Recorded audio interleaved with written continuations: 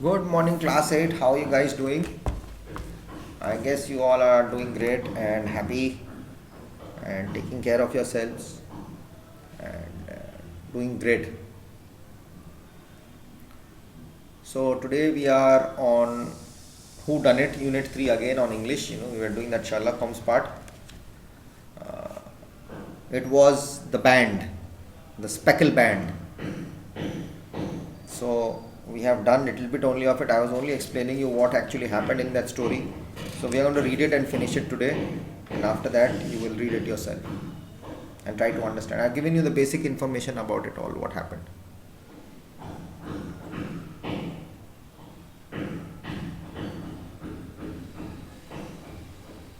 On glancing over my notes of the 70 odd cases in which I have during the last 8 years studied the methods of my friend Sherlock Holmes, I find many tragic, some comic, a large number merely strange, but none commonplace.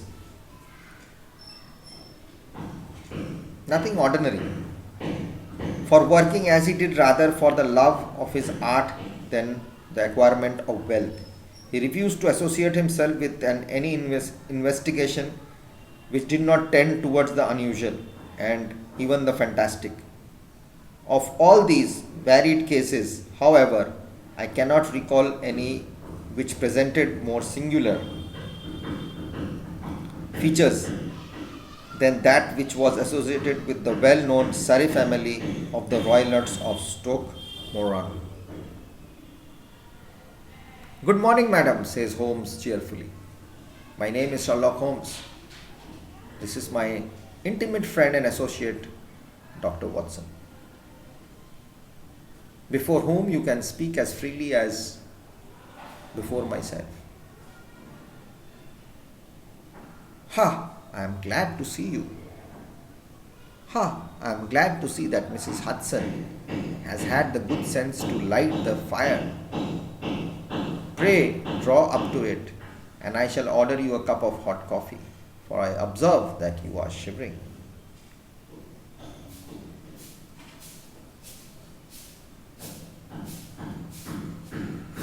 Okay? It is not cold which makes me shiver, said the woman in a low voice, changing her seat as requested. What then? It is fear, Mr. Holmes, it is terror. She raised her veil as she spoke, and we could see that she was indeed in a pitiable state of agitation, her face all drawn and grave with restless frightened eyes like those of some hunted animal. Helen was very tensed. I have told you earlier what happened. That her sister died because just before she was getting married, and something happened, and this person who's there uh,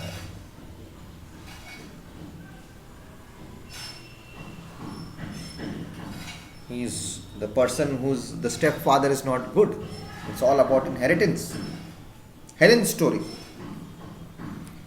My name is Helen Stoner, and I am living with my stepfather, who is the last survivor of one of the oldest Saxon families in England, the Roylotts of Stoke Moran on the western border of Surrey.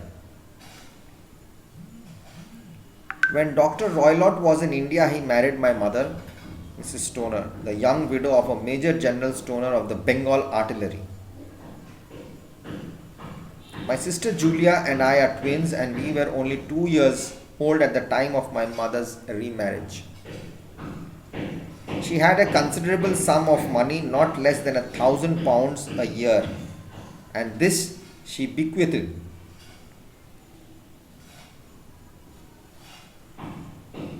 Bequeathed means she's given it to a will. She has made a will and given it to a beneficiary account. It's there that for us. To Dr. Roylott, entirely while we resided with him, with a provision that a certain annual sum should be allowed to each of us in the event of our marriage. After our return to England, my mother died. She was killed 8 years ago in a railway accident near Crewe. Violence of temper approaching to mania has been hereditary in the men of the family. And in my stepfather's case, it had, I believe, been intensified by his long residence in the tropics.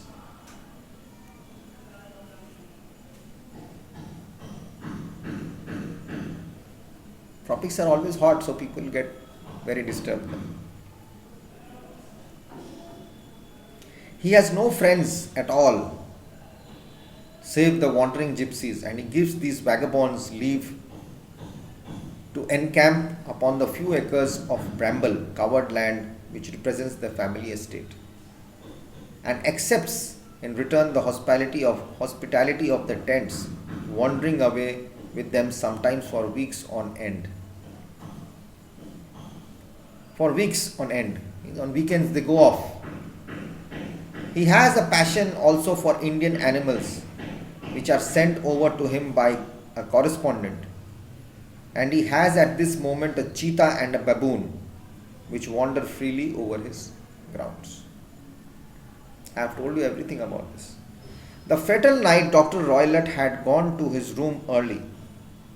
Though we knew that he had not gone to bed, my sister could smell the strong Indian cigars which he smoked.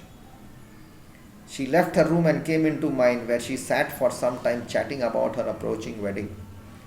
At 11 o'clock she rose to leave me, but she paused at the door and looked back. "Tell me, Helen," she said, "have you ever heard anyone whistle in the dead of the night?" "Never," said I. "I suppose you could not possibly whistle yourself in your sleep." Whistle? Who whistles at night? Tension, suspense. She's telling the story to Sherlock Holmes. "Certainly not. But why?" "Because during the last few nights, at about 3 in the morning, I have heard a low, clear whistle. I am a light sleeper and it wakes me up. I cannot tell where it came from, perhaps from the next room, perhaps from the lawn. I thought I would just ask you whether you had heard it." "No, I have not. It must be those wretched gypsies in the plantation." "Very likely. And yet, if it were on the lawn, I wonder that you did not hear it also." "Correct." "Ah, but I sleep more heavily than you." "Well, it is of no great importance at any rate." She smiled back at me, closed the door, and few moments later I heard her key turn in the lock. That means she has gone to her room and locked the door. "Indeed," said Holmes. "Was it your custom always to lock yourselves in at night?" "Always." "And why?" "I think I mentioned to you that the doctor kept a cheetah and a baboon. We had no feeling of security unless our doors were locked." "Quite so. Please continue." "It was a wild night. The wind was howling outside and the rain was beating and splashing against the windows. Suddenly I heard the wild scream of a terrified woman. I knew that it was my sister's voice. I sprang from my bed, wrapped a shawl round me, and rushed into the corridor. As I opened my door, I seemed to hear a low whistle, such as my sister described. A few moments later, there was a clanging sound as if a mass of metal had fallen. As I ran down the passage, my sister's door was unlocked, and I revolved slowly, opening upon its hinges. I stared at it, horror-stricken, not knowing what was about to come out. By the light of the corridor lamp, I saw my sister appear. Her face was blanched with terror and her hands were groping.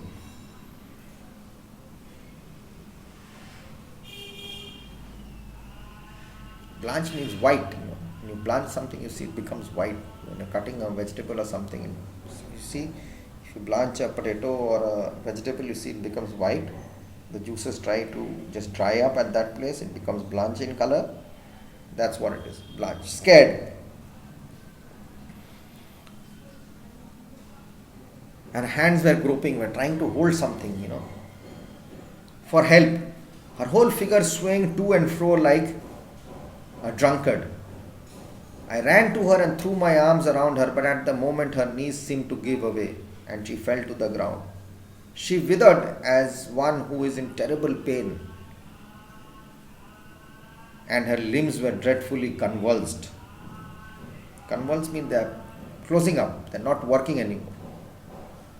At first I thought she had not recognized me. Convulsion, they start shaking, legs are shaking. Convulsion happens in your body. At first I thought she had not recognized me, but as I bent over her, she suddenly shrieked out in a voice which I shall never forget. Oh my God, Helen, it was the band, the speckle band.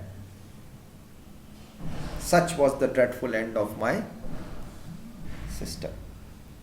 This is just the extract taken from the story Speckle Band, and it's still here, only where the sister dies, and Sherlock Holmes is here to solve the issue. And in the next chapter also, section 2, the creator of Sherlock Holmes non-fiction. It's all about who created Sherlock Holmes, Arthur Conan Doyle, how he created it. Then we have Macavity, the Mystery Cat poetry. That's a very nice poetry. I'm sorry, I am having some problems in my eyes today, so I'm not able to, it's itching a lot. So you'll read through this again and try to go through this and understand, and then attempt your questions. Everything is explained to you. Each and everything is explained. I told you the whole story, what was it all about. So try and see, read first. Instead of, don't just go into it blindly. Read and try to understand, and after that attempt it. Okay? So till then, take care. Bye bye. Good luck. God bless. Best of luck for your exams also.